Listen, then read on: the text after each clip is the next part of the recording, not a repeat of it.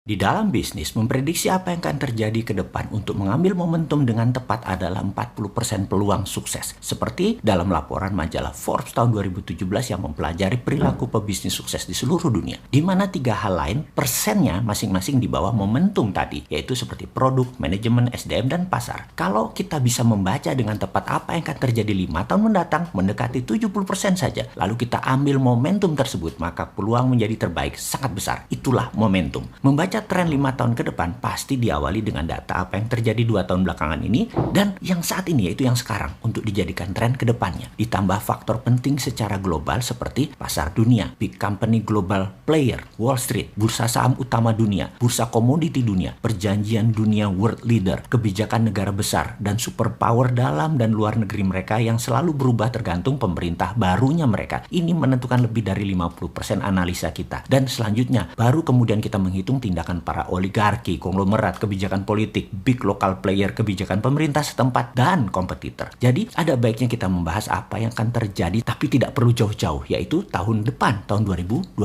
Kita gunakan juga informasi tambahan dari analisa data 2 tahun terakhir dan informasi kekinian apa yang terjadi pada world leader, negara G20, G2, yaitu Tiongkok, Amerika, perusahaan top 500 Forbes, dan 100 leader bilioner. Ini bisa membaca apa yang akan terjadi di tahun 2021 setidaknya secara tren. Pendekatan terdekat untuk kecenderungan tren pasar dan produk. Berikut 8 tren yang harus diperhatikan di tahun mendatang, tahun 2021. 1. Perebutan vaksin semakin memanas. Ketika vaksin pertama tersedia dalam jumlah banyak, fokusnya akan bergeser dari upaya heroik untuk pengembangan ke tugas yang sama beratnya, yaitu mendistribusikan. Diplomasi vaksin akan menyertai pertengkaran di dalam dan di antar negara mengenai siapa yang harus mendapatkan dan kapan, serta distribusi vaksin ini, kontrol stok logistiknya siapa, dan ini semua bisa menjadi political tool. Tahap kedua, vaksin jadi alat tawar, bukan dagang lagi. Di sisi lain, akan ada dugaan reaksi negatif di awal vaksin adalah memperhitungkan berapa banyak orang yang akan menolak vaksin ketika ditawarkan. Kalau ternyata banyak, mereka lebih percaya imunitas natural untuk melawan COVID, maka bisa dipastikan vaksin transaksinya tidak semulus dugaan pedagang farmasi cita-citakan. 2. Pemulihan ekonomi yang beragam pada setiap negara. Ketika ekonomi awal bangkit kembali dari pandemi, pemulihan akan tidak merata karena wabah lokal dan tindakan lockdown setiap negara, misalnya Eropa, Asia, Afrika, semua beda-beda dan tidak bareng. Mereka on off juga di sisi pemerintah yang membantu mempertahankan perusahaan besar agar terus beroperasi untuk tetap membuka lapangan pekerjaan menjadi solusi pemerintah di banyak negara. Maka korporasi besar akan mulai dimanja pemerintah setempat dan mereka manja beneran, aji mumpung. Mereka tahu inilah peluang diri mereka dimanja pemerintah agar bisa membantu pekerja yang telah kehilangan pekerjaan mereka. Pastinya akan menimbulkan kesenjangan antar perusahaan yang kuat dengan pengusaha UKM yang jadi lemah. Gap perbedaan akan semakin lebar. 3. Ketegangan Amerika dan Tiongkok tetap berlanjut. Berapa banyak yang menebak Joe Biden yang akan dilantik ke Gedung Putih? Banyak. Oke, pastikan kita putuskan sekarang Joe Biden deh. Dalam memperbaiki tatanan internasional berbasis aturan yang mulai runtuh, perjanjian iklim Paris dan kesepakatan nuklir Iran adalah tempat yang jelas untuk memulainya. Sepertinya karena Obama dan Hillary adalah orang di belakang Biden dan mereka semua adalah pencipta ISIS dan gerakan penggoyang kemapanan di banyak negara dengan terorisme, maka jangan berharap Biden membatalkan perang dengan Tiongkok. Melihat apa yang dilakukan tim Demokrat dan tim kepresidenan dalam beberapa hari persiapan jabatan mereka nanti, saat ini udah banyak di berita,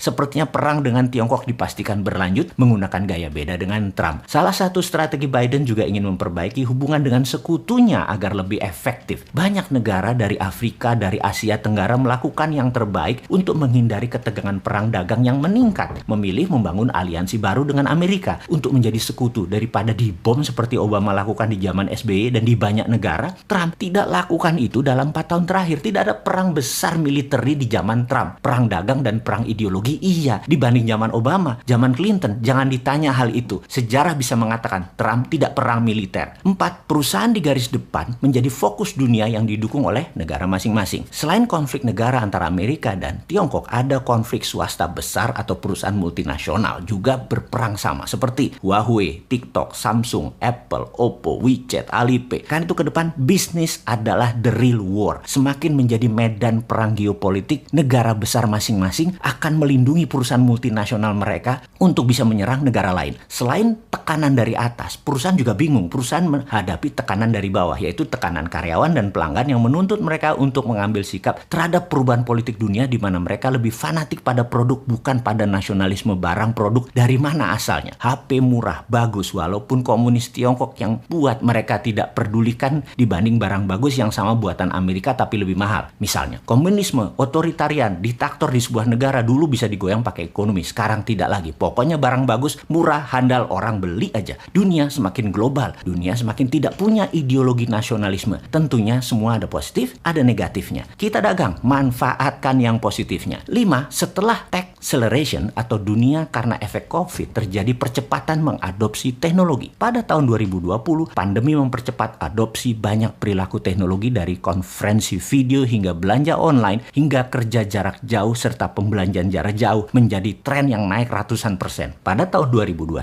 akan menjadi semakin ke arah digital sehingga perilaku off-air atau acara darat menjadi tidak akan seperti zaman sebelum pandemik. Berubah dan kedepannya makin berkurang termasuk bisnis dan pendidikan dalam hal ini. 6. Pariwisata internasional belum bisa berjalan baik. Pariwisata akan menyusut dan berubah bentuk dengan lebih menekankan pada perjalanan domestik. Maskapai penerbangan, jaringan hotel, dan produsen pesawat terbang akan kesulitan pada jalur internasional. Pertukaran budaya juga dipastikan terpukul. Juga tempat wisata yang jauh dari pusat keramaian atau terbatasnya infrastruktur tidak akan laku. 7. Pengangguran tidak tertahankan meningkat. Efek work from home ternyata membuat perusahaan tetap produktif dan menyadari bahwa selama ini perusahaan ternyata over employee. Jadi 80% perusahaan dunia karena efek work from home mengurangi banyak jumlah karyawan hingga rata-rata 20% di seluruh dunia dan mereka tetap produktif. Juga banyak UKM yang kena masalah keuangan karena UKM Indonesia kebanyakan adalah reseller dan trading di mana teknologi menjadikan jualan via digital lebih efektif serta berkurangnya trading import serta dagang antar kebutuhan domestik yang diambil oleh marketplace besar membuat banyak UKM mengurangi jumlah karyawan karena membelokkan pemasaran dari manual ke digital marketplace. Dunia retail food, beverage juga banyak yang mengurangi outlet digantikan sistem delivery. Ini menambah tingginya angka pengangguran. 8. Acara publik belum bisa maksimum. Salah satu contoh bagaimana public event di tahun yang akan datang seperti acara-acara olahraga tidak pakai penonton, termasuk olimpiade, expo, exhibition, conference, summit, music, event, film industri, karnaval, festival, dan banyak pertemuan politik, olahraga lainnya, dan acara komersial jumpa darat lainnya menjadi tidak bisa diselenggarakan atau tidak semua akan berhasil mendatangkan pengunjung. Sahabat, sebagai informasi tambahan 8 tren ini ada banyak informasi pentingnya ada di video naratif Vision 2030 yang terbaru yang saya sangat sarankan Anda sahabat semua untuk menontonnya. Demikian info singkat 8 tren tahun 2021.